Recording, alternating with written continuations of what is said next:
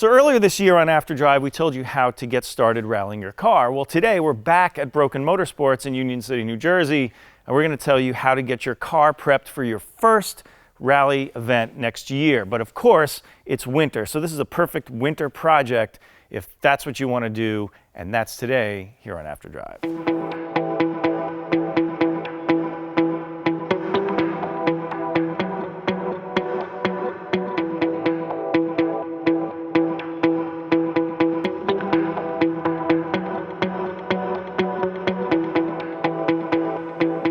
So it's freaking cold in New York, and it's freaking cold here across the river in New Jersey at Broken Motorsports. And you know what that means? It's time for a winter project.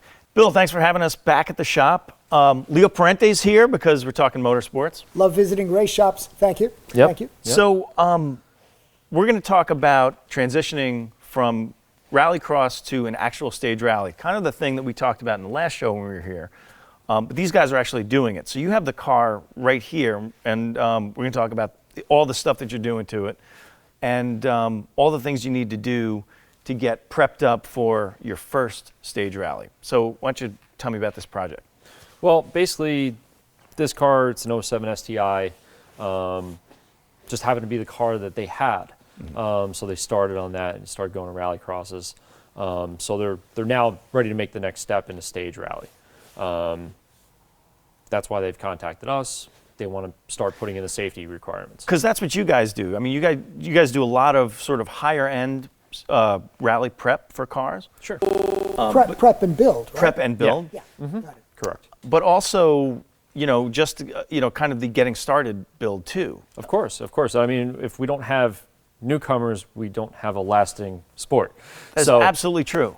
I have to support the new guys, and I prefer to do, help out the guys that are getting into it. Mm-hmm. So, it's nice to handle the top teams, but at the same time, I almost get better satisfaction out of bringing somebody new into the sport. But getting a car prepped actually isn't a gigantic project. There are some things that you have to do, but it's actually sort of a perfect winter project. But you do need some expertise like you have, especially with safety. And why don't you tell me about a couple of the things that you guys are doing that will make this car ready for a first stage rally? Sure. I mean, basically, it's not all you think it's supposed to be. Like you said, it's not this big, gigantic project, or you don't need, hundreds of thousands of dollars to go rallying or build a rally car. There's minimum requirements to get you on stage. Mm-hmm. So really, you just need safety equipment. There's safety equipment, and then there's regulations, but safety is number one. Mm-hmm. So safety will get you on the stage. So roll cage, seats, belts, fire extinguishers. That's basically all you need to really get going. You don't have to do anything else to the car. So those are the things that'll get you through tech. I mean, when you show up at a rally, you have to have already done a couple of things, I guess, to get ready, right? You need a logbook, right? So yeah, there's a process in getting sanctioned to run. Correct. And one of those things is they have to check out your car, make sure you have all those safety requirements that are in their rule book. Right. Yep. And that's what we're doing here. So the first thing that these guys did is gut the car. Correct. Yeah. So that's a winter project right there. Yeah, they went that extra mile to bring us a car that was already stripped. Mm-hmm. And, it's almost a better way. Like I was saying last time on the other show, it's better as an owner driver of a car to get more intimate with it. Right. So this is the way I prefer to have customers bring us a car. Mm-hmm. If we're going to be doing a cage and doing the safety stuff, cool. They know what's going on with the car. They know how to take it apart. They're going to know how to put it back together. It might take them a while to figure it out, right? Especially if you haven't done it before. So it gives you some knowledge into the car as well. So it's kind of a good start. So everything flammable is out, which is almost everything, and yes. The glass is out. Correct. And so they bring it to you.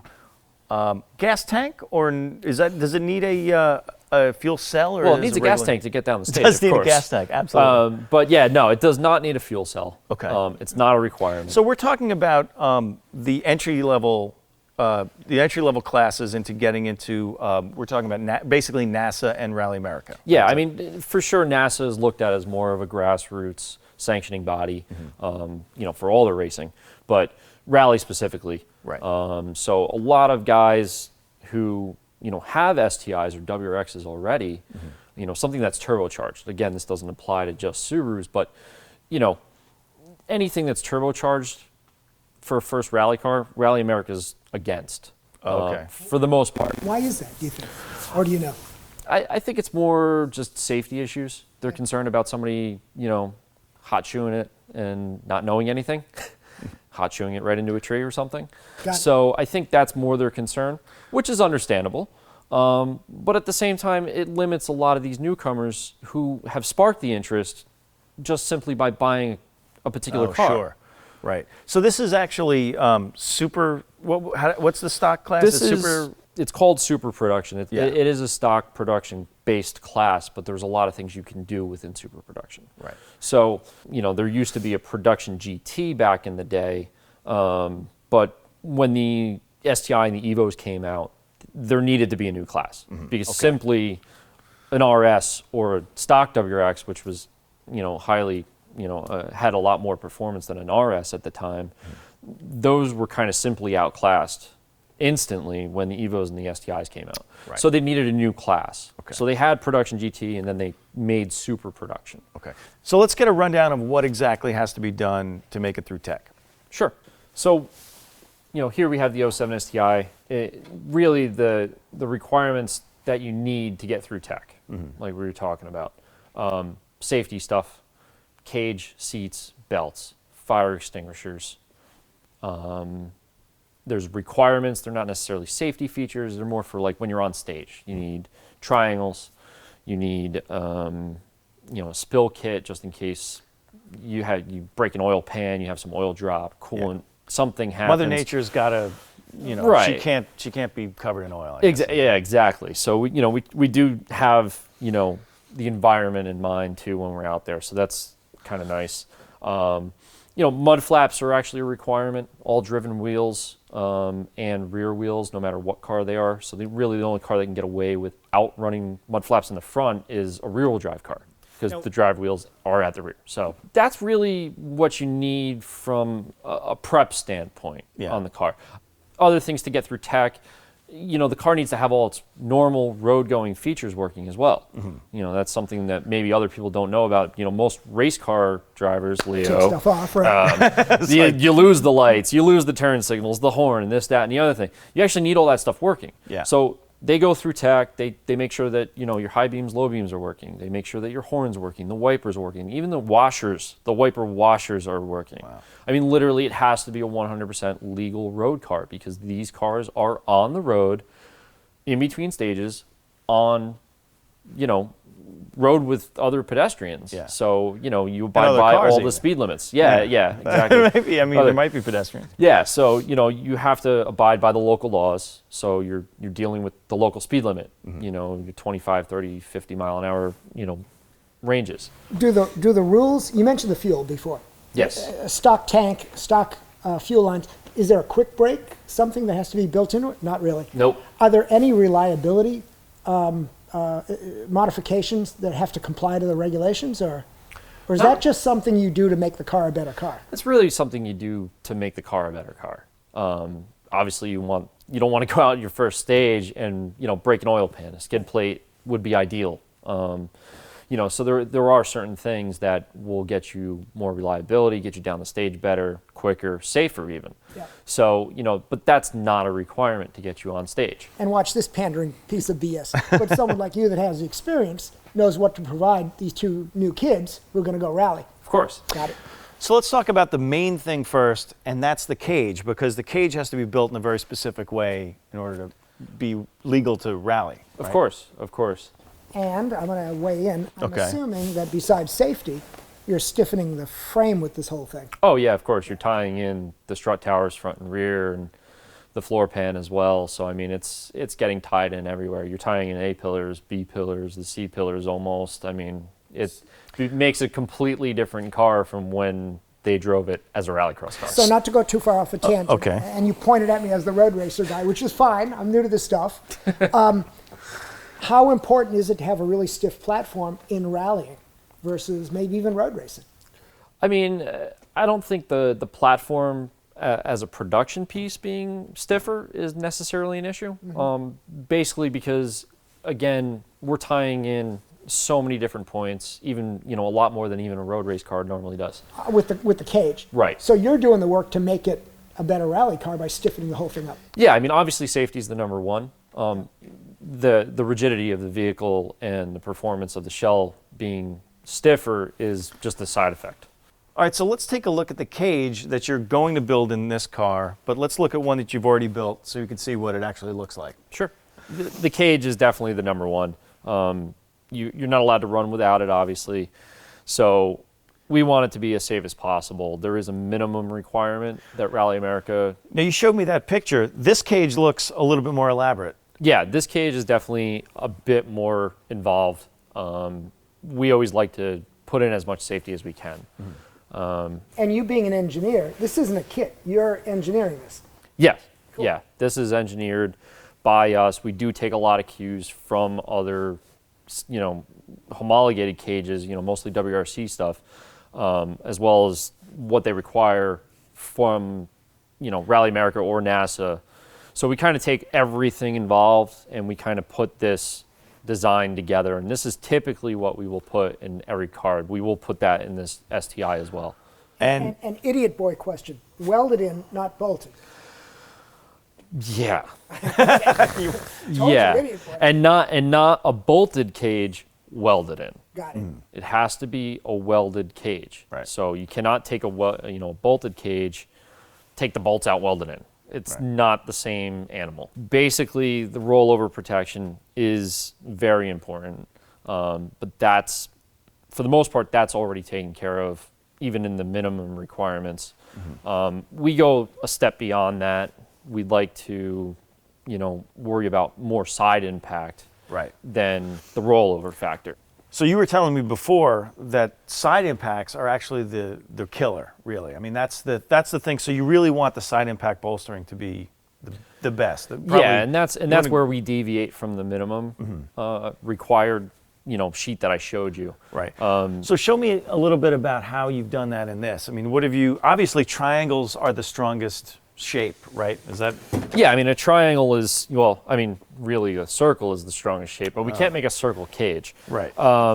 Triangulation is definitely the best way to go. You want to triangulate as many things as you can, and that's also in the guidelines. Rally America and NASA both kind of take a portion of the FIA ruling. Basically, on this one, we've added, theoretically the X door brace, but we've done it a little bit further. They've updated the X, so it's not simply just one pipe from the main hoop down to the front and then two pipes added to that. It's actually two pieces instead of three, and it's actually a curved bent door bar, top and bottom. In that diagram that I showed you, there's a door sill, a sill bar, and then there's one door bar. We actually put two door bars in.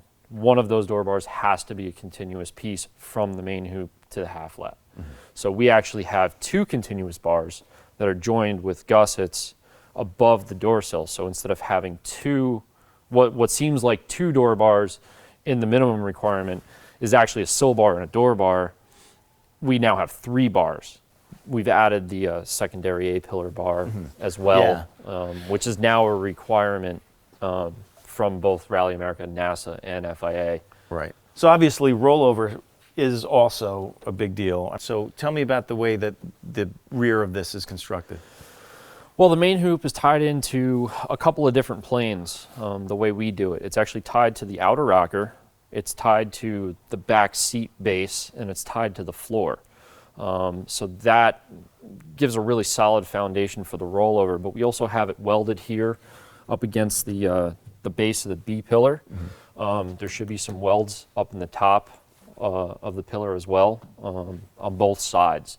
So besides just being, what you would think of just like a platform and a hoop in the center, it's actually attached on multiple points, even though it's still the same bar. Right.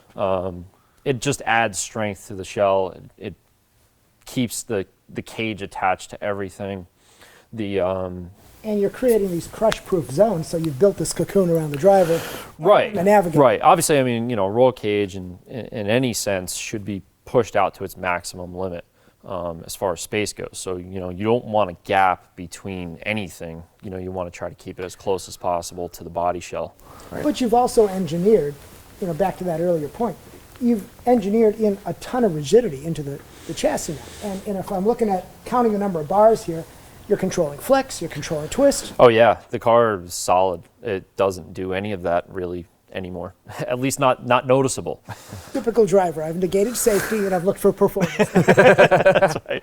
I mean, you can do it, or you can get your brother-in-law to do it, but it would probably be a better, use of your time and money is to actually go to a shop and get this done. Yeah, somebody who's done a rally cage before, or a production-based cage, is definitely a better bet. Mm-hmm. Not to rule out, other shops. Rally shops definitely have the upper hand.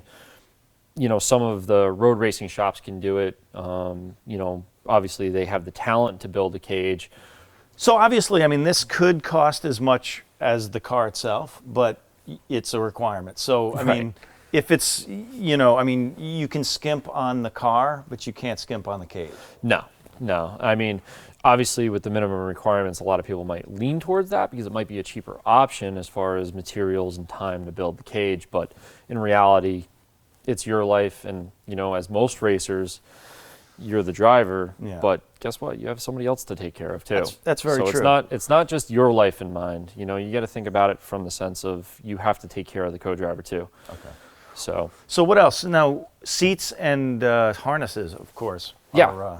This car, we're still waiting for the seat belts to come in for this particular car, which is why we don't have any belts in this car. But, seats, something FIA legal would be preferred. I don't believe we're allowed to use just any seat anymore. Mm-hmm. So you can't just show up with a stock seat. Definitely not a stock seat. It's got to be a fixed back. Leo just looked at me like, I'm just, we're just clarifying, right? But it's the same discussion. It's controlling the body for side impact. Side impact, yep. Mm-hmm. And of course, there's the performance part. You want to stay behind the wheel, not yeah. be thrown around when you're okay. Yeah, there is that. I mean, that's this particular seat is something of an older style.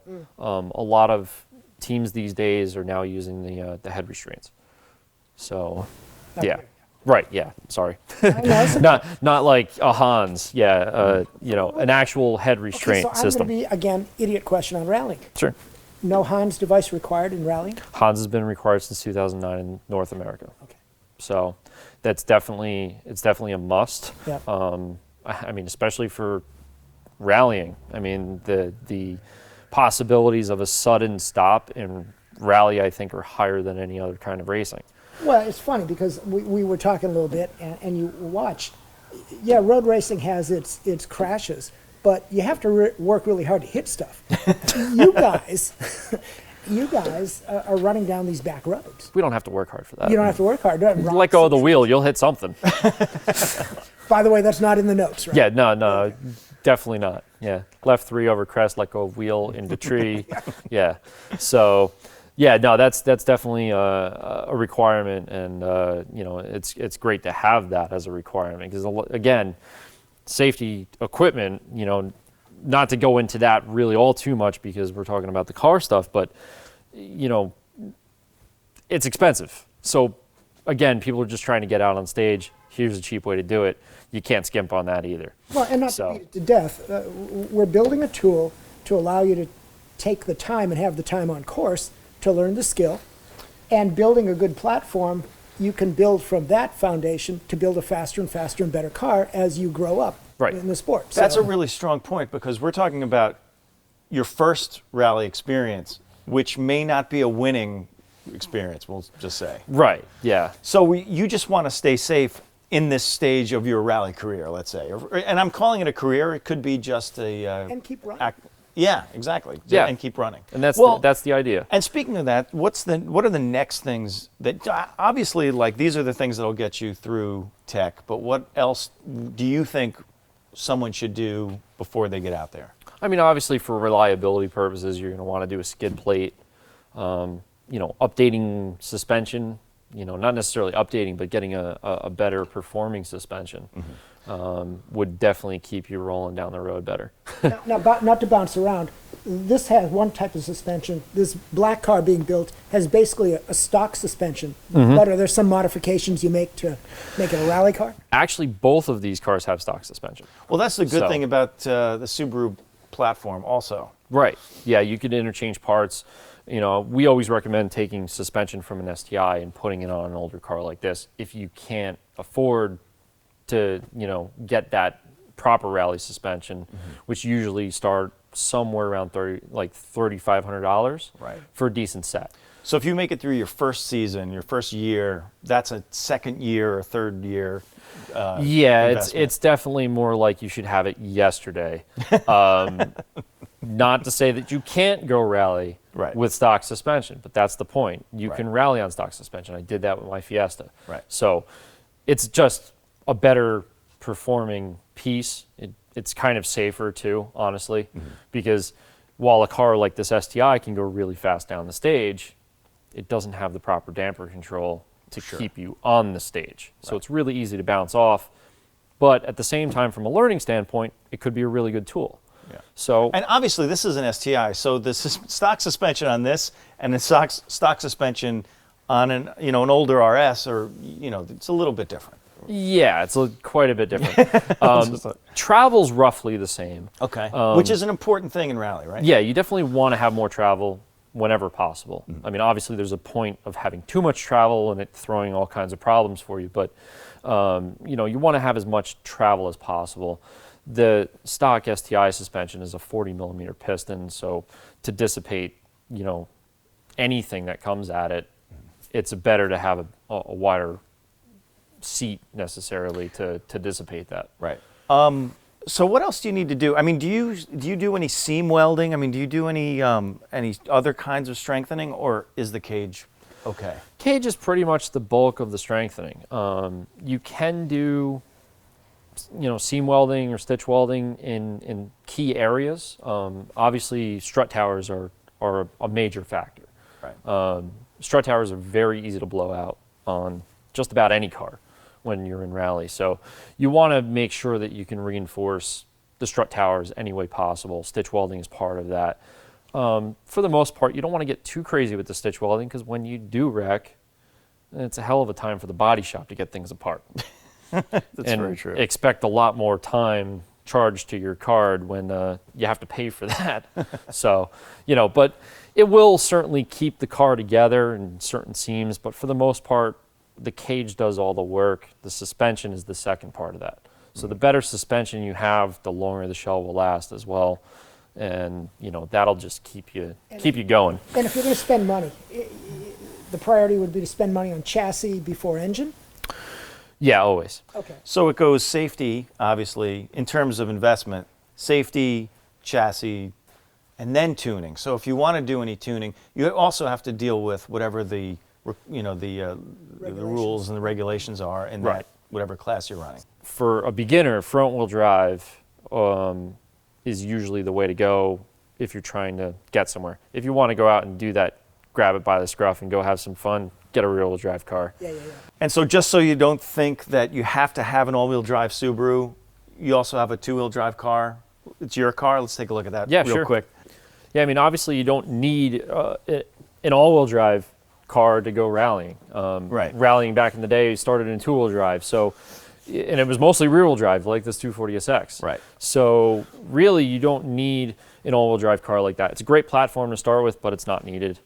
So, And you've got a hell of a cage in this. So this is right now, this is a drift car though. So, but you did start out rallying this. yeah. It originally, I bought it with the intentions of knowing that I wanted a drift. I wanted something rear-wheel drive, but I still wanted to be able to rally.